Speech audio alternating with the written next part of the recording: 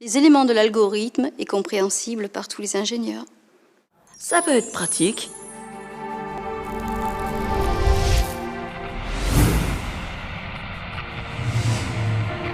Les premiers ordinateurs naîtront modestement vers 1940. Le tout premier programme enregistré sur un concept de logique binaire sera construit en 1937 par l'ingénieur Konrad Zuse. Il sera suivi en 1943 par la machine de l'américain Aiken.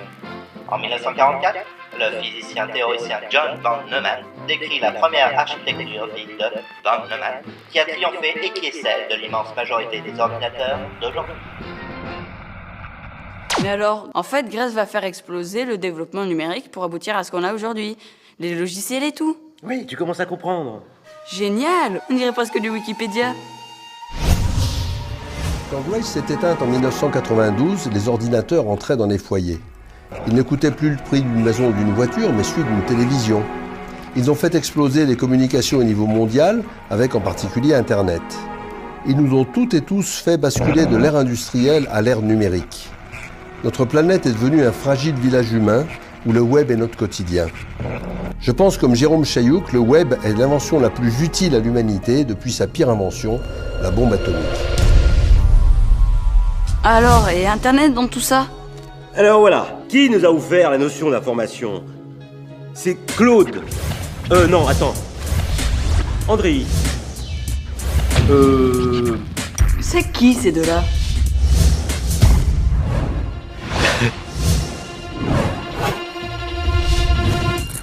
Stop! Regarde. La classe à Las Vegas, prof. Tu vois cette image? Elle semble parfaite. Et pourtant, nous lui avons enlevé toute l'information que ton œil ne peut pas voir, afin de la rendre moins lourde qu'une image brute. C'est comme pour la musique avec les MP3 de ton mobile. Le fichier reste donc tout petit à mémoriser et à envoyer, mais reste presque parfait. Et c'est grâce à vous, regarde, grâce à vous, Claude et Wood Shannon, vous qui avez défini la quantité d'informations de manière mathématique, avec la théorie des probabilités que vous avez mise en équation, vous, Andreï Nikolavitch Kolmogorov. C'est ce qui a changé un peu la vision du monde dans les échanges numériques. Tout simplement génial. Merci. L'information est une matière abstraite qui se mesure. Un message, quelle que soit sa valeur réelle ou supposée, peu importe son sens exact ou erroné, contient une quantité précise d'informations. L'atome d'information est l'élément binaire, le bit, comme oui-non, 0-1 ou bien vrai-faux. Savoir de quelqu'un si c'est un homme ou une femme, s'il est jeune ou vieux, s'il est petit ou grand, c'est très schématique, mais ça nous donne déjà 3 atomes d'information sur lui, donc 3 bits. On peut penser que le web du futur sera personnalisé, c'est-à-dire qu'il prendra en compte le contexte de l'utilisateur, son profil, etc., qui sera dynamique, qui sera ubiquitaire et qui sera sémantique. C'est qui elle? Rose Diane Kunz, qui a aidé à construire le web sémantique, qui désigne un ensemble de technologies visant à rendre l'information du web accessible et utilisable par tous les programmes logiciels, grâce à un système de métadonnées. Et alors, c'est quoi? Rose, elle explique très bien, très bien. Donc le web sémantique, c'est une vision de Tim Berners-Lee où l'idée, c'est de rendre la sémantique des ressources du web explicite de manière que des programmes puissent l'exploiter au même titre que les hommes actuels. Actuellement, si vous prenez un moteur de recherche classique et que vous cherchiez tous les documents concernant un accident de véhicule, alors ces moteurs classiques, ils vont chercher en fait tous les documents dans lesquels les mots accident et véhicule vont apparaître.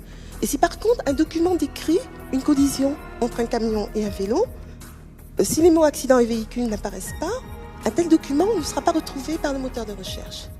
Et pourquoi? Tout simplement parce que contrairement à nous humains, le moteur de recherche ne sait pas qu'une collision c'est une sorte d'accident et qu'un camion et un vélo ce sont des sortes de véhicules. Et donc l'idée du web sémantique c'est cela, c'est d'essayer de rendre cette information disponible à un programme sous forme de ce qu'on appelle des ontologies. Je comprends mieux maintenant. Dites, prof, pourquoi tout le monde ne parle pas comme elle? Elle nous ouvre les portes d'un futur où le web devient sémantique. Prof, Prof. Mais c'est quoi la question? Non, rien. Dites, comment on fait pour mesurer l'information? Comment on fait pour coder les objets numériques? Coder des objets numériques, ça veut dire les représenter des objets réels, les convertir en objets virtuels, c'est-à-dire des 0 et des 1 qui sont décodables par un ordinateur. Donc ça signifie à la fois l'objet en lui-même, mais ça signifie également son langage pour le décoder. Tous les objets, les images, les sons, les textes, les données ont un reflet numérique qui permet de mémoriser l'information, de la transmettre, de la reproduire à l'infini et de la manipuler aussi de manière spécifique grâce à toutes sortes d'algorithmes. On peut ainsi ouvrir un nouveau monde de partage de l'information qu'il reste à finir de construire tous ensemble. On se croirait dans un vieux film. Comment ils faisaient sans informatique? Mais tu sais, avant, il y avait ce qu'on appelait des machines à écrire. C'est-à-dire c'était des machines qui servaient juste à écrire. Alors tu vois, tu tapais un texte directement sur une imprimante à papier. Ah oui, comme ça, sans le mémoriser. Juste un clavier et une imprimante. Et si tu te trompais, bah, tu devais retaper toute la feuille. Ah bon? Oui. Attends, tu sais, avant, les téléphones étaient reliés au mur avec un fil. Non, je rigole pas. Et des fois, il y avait un seul téléphone pour toute la famille. Et encore pas toujours. On m'avait dit ça, j'ai jamais voulu y croire. Ah bah tu peux me croire. Et puis, tu ne pouvais pas joindre les gens, sauf s'ils étaient chez eux. Donc, impossible de les joindre en dehors de chez eux. C'est-à-dire, tu appelais les gens quand tu savais déjà en fait où ils étaient. Ça craint ça. On pouvait pas appeler les potes? Non. Et puis si tu avais un rendez-vous, par exemple, bah, il fallait tout prévoir à l'avance. Le lieu, l'heure et tout. Et bah, sinon, les gens, ils se manquaient, tout simplement. Et encore, je te parle de téléphone. J'exagère un peu, c'était pas vraiment des téléphones. Tu pouvais faire un numéro, parler à la personne, et une seule personne à la fois, hein. Sans l'image, juste le son. On pouvait même pas s'envoyer de message? Ah non, pas de messages SMS, tu rigoles. Avant, il n'y avait même pas de vidéo internet, hein. Juste une télévision, un écran par famille. Alors tous devant regarder la même chose en même temps. C'est simple, quelques dizaines de personnes décidaient ce que des millions d'autres allaient regarder. On devait s'abrutir devant ce truc. Avant, les véhicules et les téléphones n'avaient ni GPS, ni tous ces gadgets qui nous simplifient la vie. Tant en matière de communication qu'en matière de sécurité. Eh oui. Hein. Et tiens, et puis quand les gens allaient en ville, hein, eh ben, ils se rencontraient juste par hasard. Impossible de localiser leurs copains. Ils avaient ni GPS ni rien. Quelle galère! Ouais, et les objets n'avaient pas de puce électronique. Alors, si tu perdais un bijou ou un vêtement, eh ben, pratiquement impossible de le retrouver, puisqu'il n'était pas localisé électroniquement. Ah bon?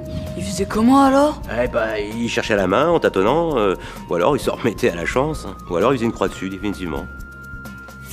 Et avec Internet? Ah non, pas d'Internet. Toutes les connaissances étaient sur papier, dans des livres, dans des bibliothèques. Alors, il fallait fouiller des murs entiers de bouquins en papier et tout recopier à la main. Pas possible! Bon, plus tard, on a pu imprimer les informations du jour. On appelait ça des journaux quotidiens. De nombreuses fois, pour que les gens puissent en prendre connaissance. Bonjour le gâchis de papier.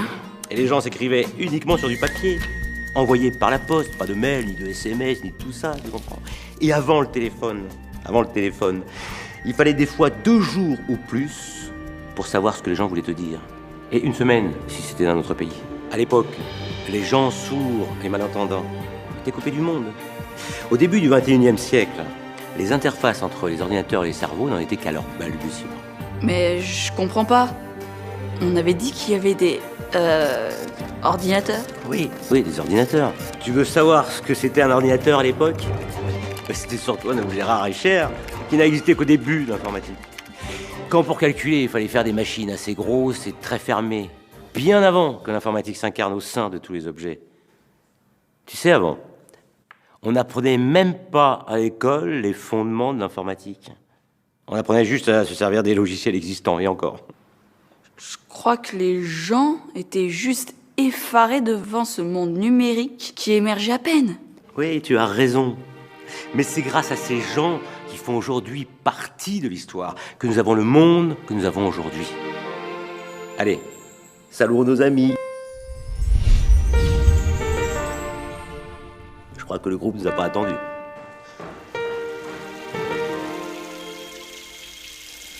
Il pleut. Vite, faisons venir la navette.